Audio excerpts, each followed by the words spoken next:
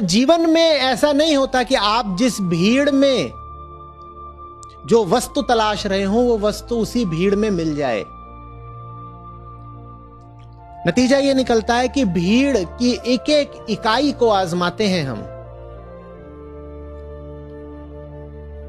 सागर की एक एक बूंद को आजमाते हैं हम, इस आशा में कि इनमें से कोई बूंद तो अमृत निकलेगी।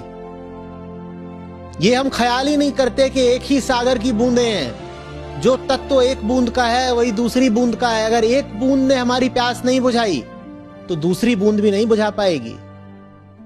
आदमी का जीवन अस्तित्व रूपी सागर की अनंत बूंदों को एक एक कर आजमाते हुए बीत जाता है। जीवन बहुत छोटा है, सागर बहुत बड़ा है। आप लगातार आजमाते चलिए, फिर भी आप कभी भी पूरा नहीं आजमा पाएंगे एक एक बूंद को। अभी भी आशा और गुंजाइश बची रह जाएगी। द्वार और खुले रहेंगे जो आपको बुलाते रहेंगे, कहेंगे आओ आओ, हम भी जरूरी हैं, थोड़ा हम में भी प्रवेश कर लो, थोड़ा हमें भी आजमा लो। एक काम कर रही होंगी, चार और काम महत्वपूर्ण लग रहे होंगे और आपके पास कोई पैमाना नहीं होगा ये नाप पाने का कि वास्तव में क्या महत्वपूर्ण है। और जब तक आपके जीवन में वो आ नहीं जाता जो वास्तव में महत्वपूर्ण है, बाकी सब गैर महत्वपूर्ण चीजें बराबरी का महत्व लेके खड़ी रहेंगी।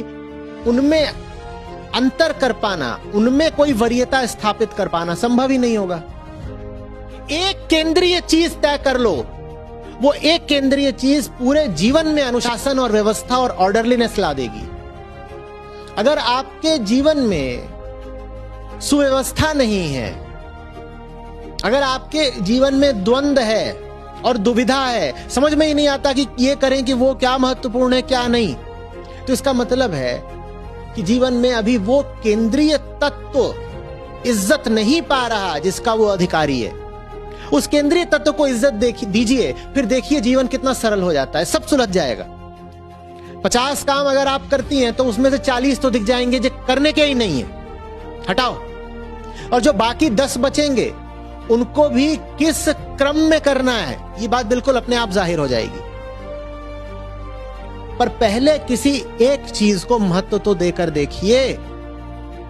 छितराया छितराया जीवन जीने में मजा क्या है?